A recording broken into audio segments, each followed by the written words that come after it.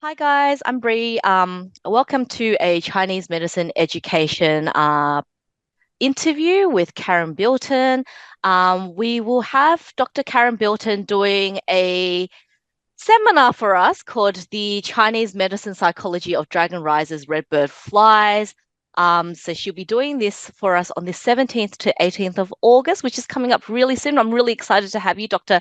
Karen Bilton. Welcome. Hi. Thank you. Thank you very much. Thank you. What do we want to do is we want to kind of like look at what this course is all about. So I'm really, really curious. I know I've got like, the timetable and the course outline, but I think that there's so much more and so much more richness to the course that I just wanted to kind of explore it a little bit more with Karen and just actually talk face to face with her so that we can kind of get a little bit more um, understanding of the concepts that are being covered. Um, so, welcome, Dr. Karen Bilton. And first and foremost, I actually want to ask you a little bit about the lineage of this course. So, Dragon Rises, Redbird Flies. What, where's this lineage from, and why is this so important? First and foremost. Okay, well, this model is a development of Dr. Hammer, where he explores the theory of the five phases as an expression of the evolution of being of a human person.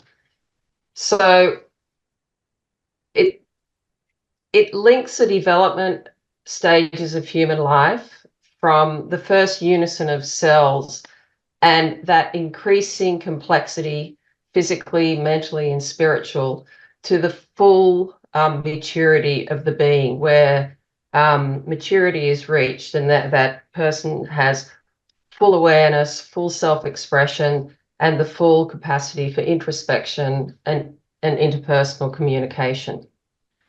So the premise behind this is that we're all part of the cosmos. We are created by and connected to and will return to these powers that created us. So with that increasing complexity and that development, it's been put on top of the five phases. So our water phase, it's our past, present, and future.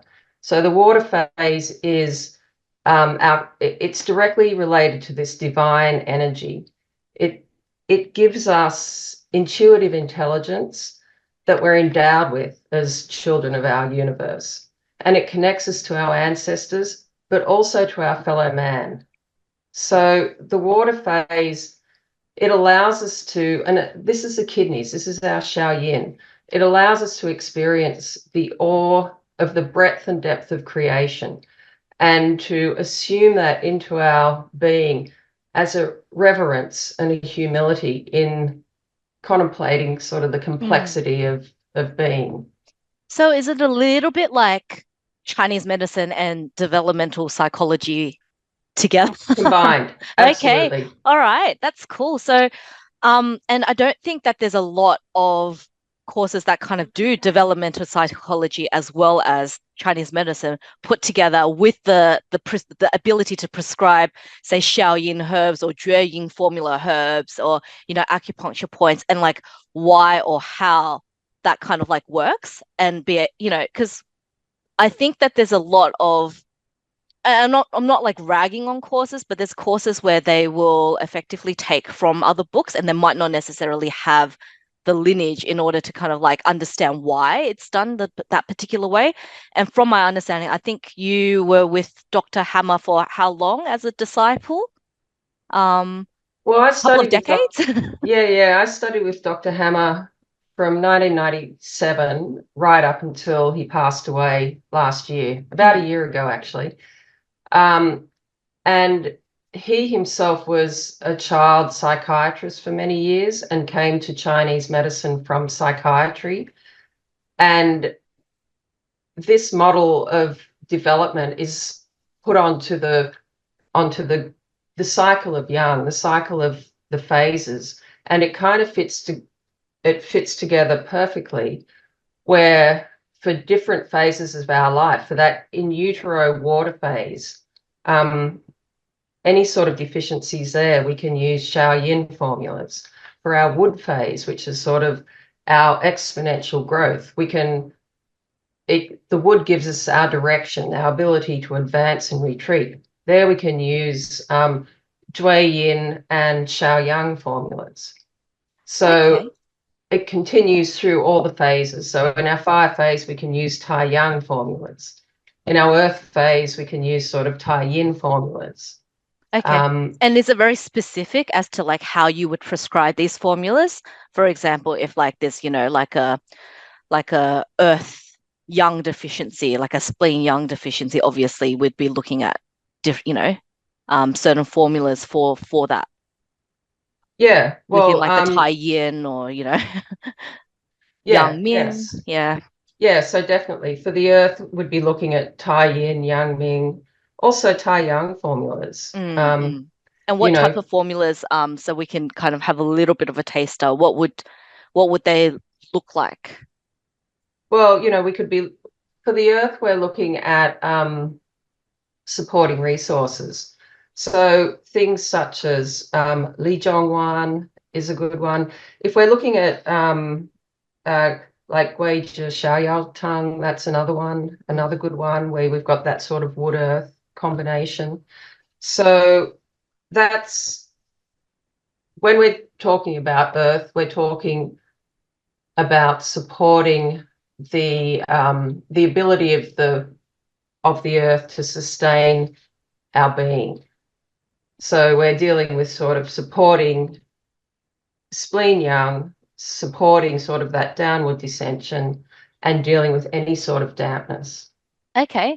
And you're mentioning all of these formulas, and it seems like there's a real classical focus on all of these formulas. So we're looking at it as classical formulas, is that correct? And how to prescribe them in terms of developmental psychology and then what eventuates from that. Um, Yeah, absolutely. okay, that's really cool. So Okay. I don't know, I think maybe a, a good thing to do would be maybe to go through an example. Hmm. So say if we take the wood phase, for example, so it's active in the infant stages, and it's the period of exponential growth where energy is surging, and it's to lift the infant up above gravity against and to lift the infant up above gravity, and also it's pushing the development forwards so that the child enters the negative assertion stage, the stage of no, I won't do that. No, I am not. Hmm. So the outcome of this developmental phase is crucial for the wood energies, and it depends on the responses of the parents to that child's life force. So when the development is being blocked by a force greater than the child's own life force, then that's a block to that person's development. And they're not able to develop into their own being. They're forced to be someone who they're not. So when we have that block to our wood phase, then the wood energies never develop fully. So we end up with a wood yang deficiency. And that manifests into being as somebody who they have impotent rage. They direct their energy, they direct their anger at themselves as they're unable to stand up for themselves. So the restorative movement for that manifestation is the passive aggressive personality. And here we have the person from life experience. They have learned that the only way to operate in the face of authority is via covert resistance. So in this model, rather than that negativity and difficulty being perceived as rather than being perceived as a pathological factor in this person, it's perceived as an energetic dysfunction. So in this particular example, it's a wood-yang deficiency. Mm. So how we can use this information is, so when we get the call from the person who wants to make an appointment, and that appointment, you say to that person, you can come on the half hour or you can come on the hour. My appointments are 30-minute schedules. No, I can't come then. I can only come on at the 15 or the 45-minute. So there already we're getting a little bit of that covert resistance. It's like, no, I'm not going to do it that way. I want it to be my way.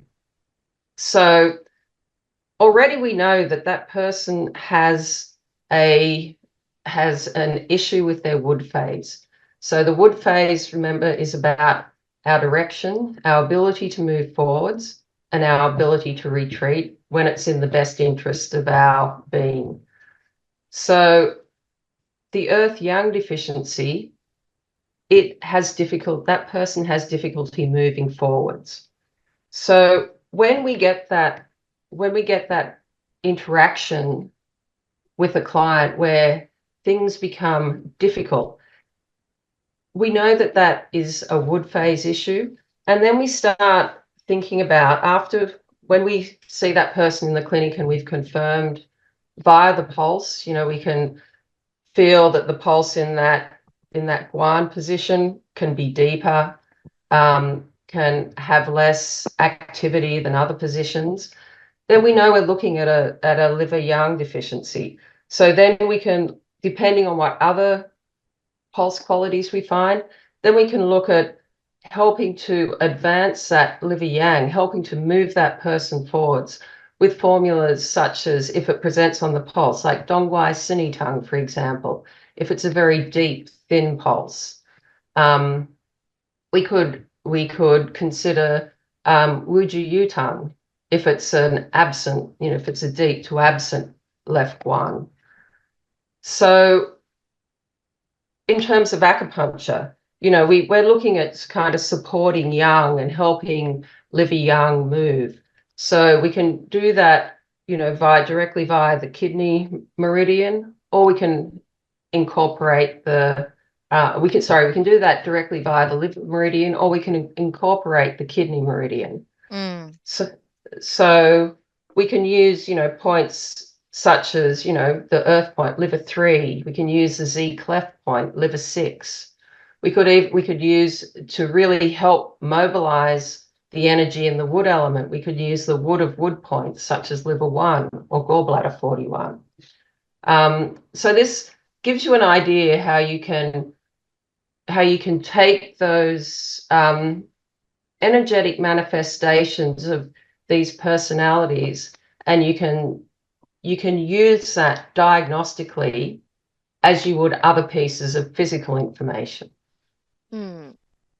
Okay. So, and I guess there's a lot of things which are presenting nowadays in modern kind of like developmental psychology. For example, there's a lot of things like ADHD, which is coming up in childhood children with behavioral issues, through school or whatever it is, and it's causing a lot of, I guess, like pain for the parent. A lot, if you see sort of, they're quite stressed and that kind of stuff. If their child is having behavioral, they're going through school, and then you know, what happens is the parent is at work and then gets a call, and then, the kid's in trouble or whatever has happened, or like there's bullying happening or whatever it's happening, and it's affecting, I guess, the being, or the child, or that, the developmental phase at a certain point.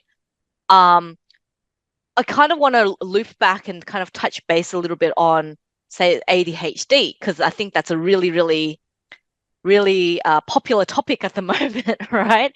So, a lot of kids are increasingly being diagnosed with ADHD. If anything, there's an understanding that there might be an overdiagnosis in it at the moment. Um, what would I understand that we'd probably be looking at it deeper inside the course, but what would that look like in in this kind of phase theory that we're talking about right now to you? Well, in this model, ADHD is a developmental issue. Like, it's our inherited energies, it's our water phase, it's our Shao Yin. So we're looking at something, an issue that has been handed down in the genetics, or something that has happened in utero to that person. So when they actually enter the world, their water phase is slightly compromised. Now, Dr. Hammer would talk about there's a whole range of water phase issues, from the very worst psychological issues, such as schizophrenia, right through to situations such as ADHD, where people can still function, right through to neuroses. So it's when it's that neurological function in this system, it's seen as the water phase, and we can therefore incorporate sort of Shao Yin type formulas to address that, And depending on what else we find in the person. and as well as all autism spectrum disorders as well, right? Yes, correct. Okay, fabulous. All right, so that's so you'd go a little bit into that inside the course as well. So would kind of like touch on it or look at, formula prescriptions um for certain one, the hot topics, I suppose, as well. Things that are kind of like cropping up in like modern clinic that we see over and over and over again, or people are seeking answers for in clinical practice. So increasingly more and more women are being diagnosed later in life, for example, with these neurological or mental, spectrum disorders. And then they're realizing, oh, what are we going to do? Effectively they go take things like Vyvanse or, dexamphetamine, all of those kind of like hard stuff. And then it doesn't settle them. If anything, it makes them more anxious. Um, which you probably understand, prescribing herbs as much as you do, Yeah. right? The side effects of all of that. Um, but effectively, will we be talking a little bit more about these types of conditions, say in this? I know that it probably won't be as deep, but what we can do is we can definitely. What I know is we could definitely look at it, probably, particularly if people are asking, for example, like I am. Yeah, sure. So with that being with neurological conditions such as ADHD, autism, we know that it, as I said, it is related to our water phase, but it depends on what's happened in the development of that person's life. So we need to then, if we're dealing with that person as an adult, we need to see how their fire phase is working, how the just the communication, how the passion and the expression of that person is linking together with their water phase and the functioning of their neurological system. So in that situation, I mean, we go into it more in the course, but we look at combinations of sort of Shao Yin and Tai Yang formulas. Okay. And what I understand is the way you diagnose, because you've got a very special system of diagnosis, the Shen Hammer pulse diagnosis system, which you're also Yeah, teaching. Um, it's in September, is it? From memory? yeah, Yes. September. Okay. September 20 to 23. Yeah. Yeah. So and I just think that it probably ties in pretty well. I mean, this one is a little bit more, there's definitely pulse involved, and there's definitely the pulse diagnosis which is involved in this, but then there's also the four pillars. So are you looking at like face diagnosis as well, as in how are you determining the diagnosis for this particular course? Well, this course, you don't need to be, for the Dragon Rises Redbird Flies, you don't need to be expert in Shen Hammer pulse diagnosis. Okay, we can talk more broadly about the pulse, but in actual fact, the diagnosis does tie in very closely to um, pulse ties in very closely to the presentation of these phase issues. So if we take the ADHD or autism example, then what we might find is on the pulse is deep proximal positions in a young person. That gives us an idea of there's some sort of inherited deficiency.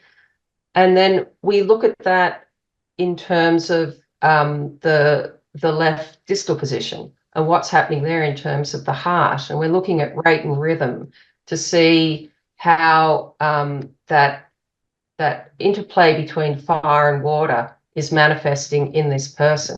And we feel for other things on the pulse, such as vibrations and the vibrations give us insight into how much anxiety is being created in this physiology.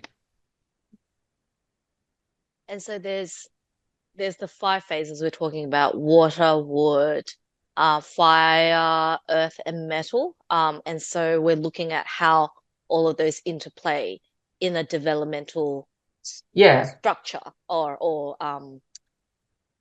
yeah. So basically, so each phase is active at a particular time in our lives, or very active. So in utero to birth, and it's the water phase. That infant phase where we're growing exponentially, that's the wood phase. In the maturity, in the full expression of our being, it's the fire phase.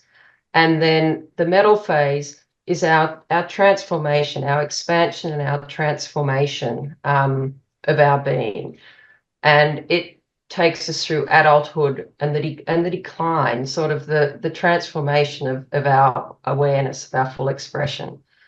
And all the time, the earth phase supports all of the other phases through bonding, because in this model, bonding is seen as being a foundation for human existence. We cannot exist as humans without bonding.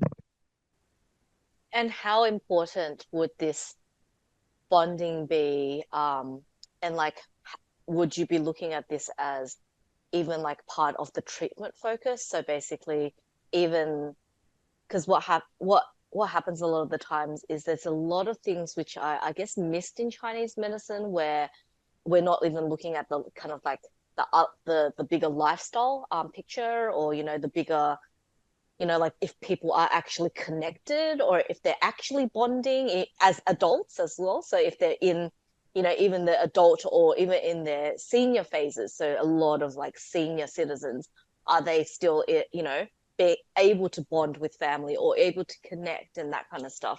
Or are they, are they in communities, and is it healthy, or are they alone?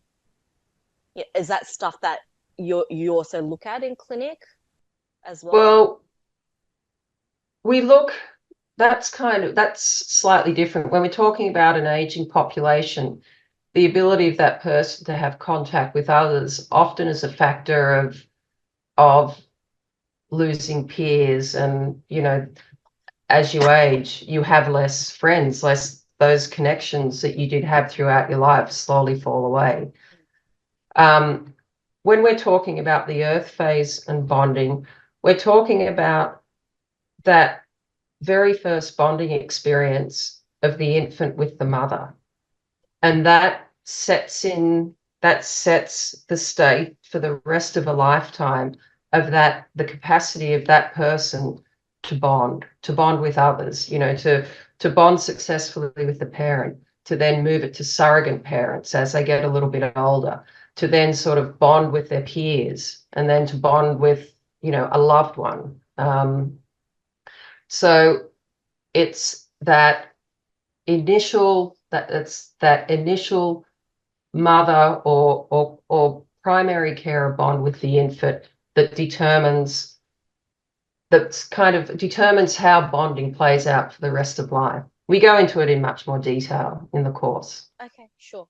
Okay. So I guess the other question, as a lead on to this one would be, if in states where the mother and the child haven't been bonded, in adulthood, could things like herbs or acupuncture, look to at least mitigate it or rebalance that state of not being bonded, so that childhood wound that has effectively happened, and as a result of all of these 5 phase, connections that have, correlations and, possibly deficiencies in one area, excesses in another area, and so forth. And then having the formulas in place, having the acupuncture points in place, would it help to actually soften it or rebalance an unbonded or non-bonded human? Well, you can, yes. So by It's a bit of a supporting, tricky. yeah, I'm just yeah. like, I put you on the spot there. Sorry. Yeah, so well, by supporting the earth phase, by if it's a situation where there was not good enough mothering and that child was left to their own devices, then you can support the earth phase, and that gives that physiology more resources for making those bonds. If you're dealing with a narcissistic personality where that person has been overbonded and they've been led to believe that they're the center of the universe, then we need to try and help unencumber that earth phase. So we can look at formulas, such as we could do, lingue jugantung, for example, lingue salzartang, like just looking to unencumber that earth phase, to try and allow the bonds to be less sticky, less encumbered. Okay. Less sticky. Is it like a damp sticky? Is that Yeah, yeah, which is I'm like thinking like lingui zuganta is it more like a, you kind of like want to unstick a lot of that kind of like excess earth type presentate, people who are overnourished effectively, like emotionally exactly. overnourished. Yeah. Yeah. Okay. All right. So I guess, is there anything else you'd want to add, Karen? Because I think this would be coming towards the end of our little interview, which we're doing on a nice sunny Sunday morning, which I'm sure you could be doing other stuff at the moment, but we're here. So, um, but yes, I'm really excited to have Karen do this course for us. It's been a bit of a long time coming, so I know we've pushed it back a little bit, but it's good now because it was just times that didn't match up for you and that kind of stuff, which is okay. And then what's happening is, yeah, so now we've got the course on the 17th to the 18th of August. It is a 2-day course, going from 8:30 to 5 p.m.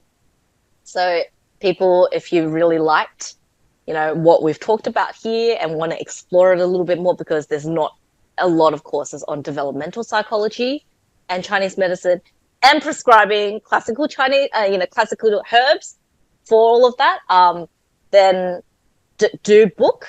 There's the link below. And so basically, yeah, I hope to see you guys all there. And so does Karen. I'll speak on Karen as well.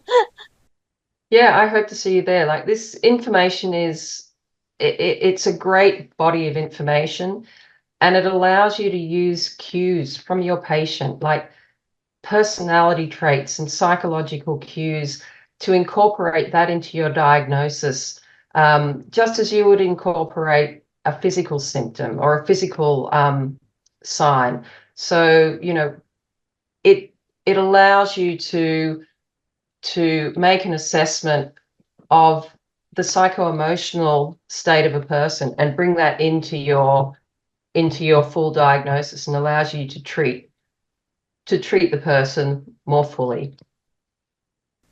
Okay. Well, thank you for that. And I guess we'll see everyone there. Thank you for having me, Bree. Thank you.